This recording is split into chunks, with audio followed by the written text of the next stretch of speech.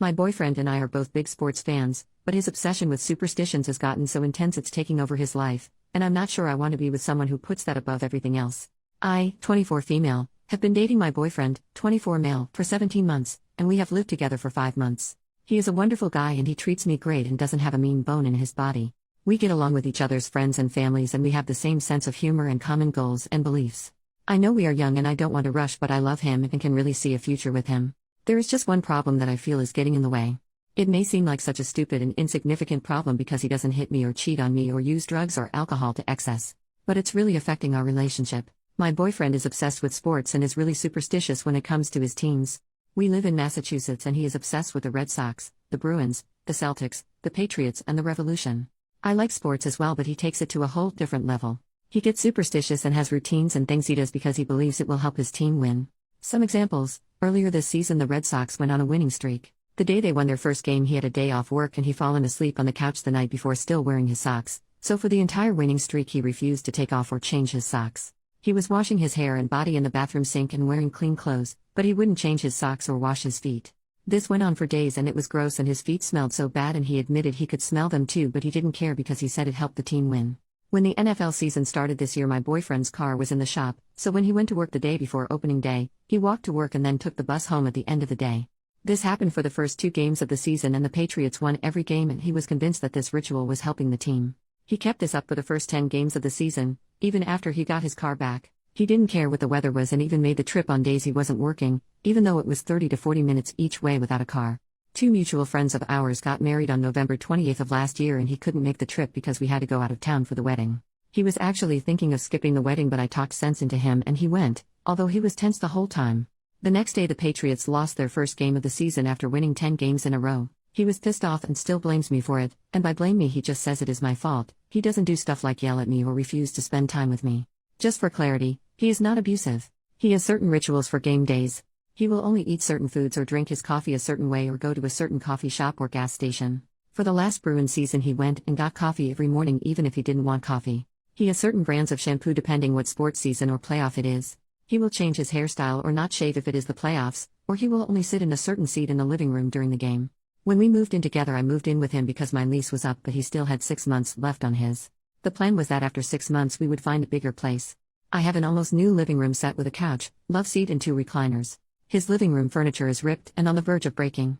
He insisted on keeping his because he doesn't know the temperament of my furniture when it comes to the teams. Seriously. I am not trying to be snobby because mine is newer, but his is being held together with pieces of wood and duct tape and has holes in it. I know compromise is important and at the time it wasn't a hill I wanted to die on, so I agreed to keep his furniture and give mine to my parents because they were looking for replacements, but now in the big picture I see why it was a problem. Another example is our wedding.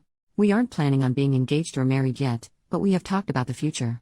He has said that if we ever get married and engaged, the proposal and wedding would have to be on days when none of his teams are playing because he doesn't want the wedding to influence a game or winning streak or something, because we can't have a wedding every day for the team to win. So far he thinks July or August because 3 of the 5 teams, Bruins, Patriots and Celtics, are on the off-season and there will probably be a day when the Red Sox and Revolution aren't playing. He can't guarantee it will be a Saturday though. I am not saying anything for now because we aren't at the wedding or engagement stage, but it bothers me that he is so serious about this that it would affect our wedding. If we did get married and it was a game day I wouldn't even mind getting married sometime before the game was on and then have TV with the game at our reception.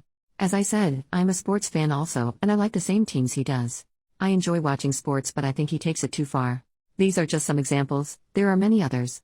I have tried talking about this and he's saying I don't understand how important all this is. As I said, he doesn't pick fights with me or yell or mope or anything and he doesn't get emotionally or physically abusive. His family members are sports fans also and they say he has always been like this.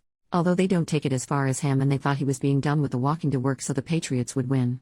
I convinced him to talk to a therapist about these compulsions and that included couples therapy where we could talk, and he agreed to go, but the therapist said he didn't have a problem and was normal, and yes, he was honest in therapy, at least when I was there. I wanted a second opinion so I picked a therapist and the same thing happened. So now he is convinced that he doesn't have a problem and I just don't understand. Like I said, he is wonderful in every other way.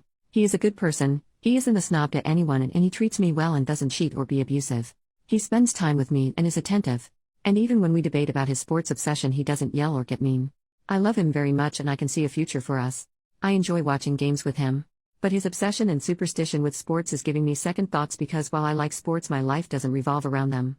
Since 2 therapists have said he is normal and not mentally ill or anything, he is convinced this is fine. We are due to move into a bigger place in a month, and while we haven't signed the lease yet, I'm not sure I want to do it without addressing this, but I don't know what else to do to make him listen. Am I being irrational and not understating, or am I right to be concerned about this and thinking of ending it?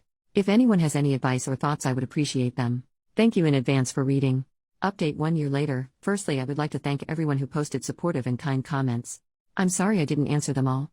I had posted with a throwaway and some stuff had happened and I had forgotten I posted for a while.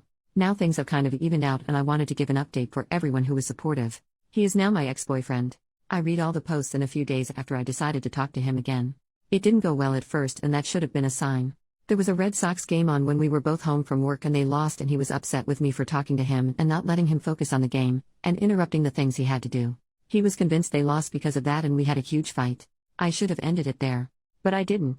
The next day we were both off work and he got me roses and cooked me lunch and there was candlelight and music and he asked me to dance with him there in the living room. He apologized and promised he would do better. He acknowledged it wasn't fair to me and said he wanted to get help and see another therapist. He talked about the future and us having a life. I stupidly listened. He did make an appointment with a therapist. He talked with me about his feelings and how I was feeling. He said he agreed that we would get new furniture for our new place.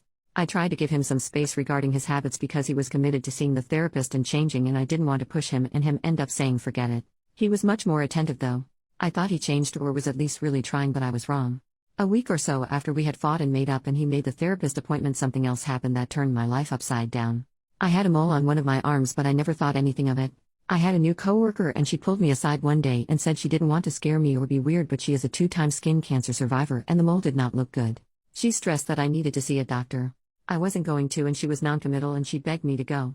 It turns out she was right and she saved my life. I made the appointment thinking the doctor would look in it and it would be no big deal.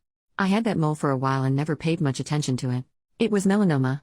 I had to have surgery to remove the mole as well as to check the lymph nodes to see if it spread. The surgery was scheduled for a day my idiot ex-boyfriend had tickets to a Bruins preseason game. He asked me to postpone the surgery because he couldn't skip the game as it would affect the team. He was actually being serious. He went so far as to call my doctor and tell him I wanted to postpone the surgery and he was calling on my behalf. He said if I went through with the surgery he couldn't be there for me and I needed to understand because the team needs him. Then he actually freaking told me that I could not sit in his recliner the day I was scheduled to come home from the hospital because the Pats were playing and he needed to sit there for game day. I would have to take the broken couch. I am dead serious. I broke up with him. I called a friend whose dad had a truck and we packed all my stuff and he agreed that I could crash in her spare room for as long as I needed. It was the last month on his lease and I paid the landlord the last month of rent because even though I wasn't on his lease I didn't want him to be able to say I left him high and dry. I cut all contact with him and blocked his phone number and email address. It was on the 18-month anniversary of the day we met and had our first date and the 6-month anniversary of the day we moved in together. I thank God, the universe, and whoever that I didn't sign the lease for the new place we had planned to move into together with him or combine my money with him. I had the surgery. I got so lucky. It was stage 2 and had not hit the lymph nodes yet.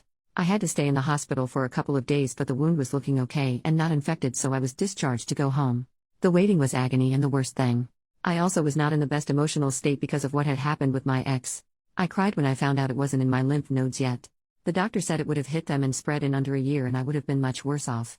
So now I am hyper away of the sun. I go for skin checks every few months and I have a nasty scar. But it could have been so bad. That coworker saved my life, and we are friends now. Yesterday was the 1-year anniversary of my surgery. I had so much support from my friends, family and coworkers. I will never forget it. Once I recovered and went back to work, I got a small promotion. I started night school for college last month, while I work full-time during the day. I've taken up rock climbing and last month I started night school. It will really help my career and I am excited about it. I'm single since I broke up with my ex, but on Monday I had an impromptu date at the juice bar with a guy I'd bumped into at the gym. It felt good just to be social again and he seemed nice. That's my update. I want to thank everyone again. I haven't seen or talked to my ex since I broke up with him and left. I did hear through the grapevine that he stayed in his place when the power went out and there was no heat for more than one day when the temps were below freezing and there was a blizzard because he wanted to sleep in his bed and sit in his chair to help his teams. He apparently had to be taken to the hospital for exposure because it was so damn cold. If he doesn't want to change, that's his problem and not mine now.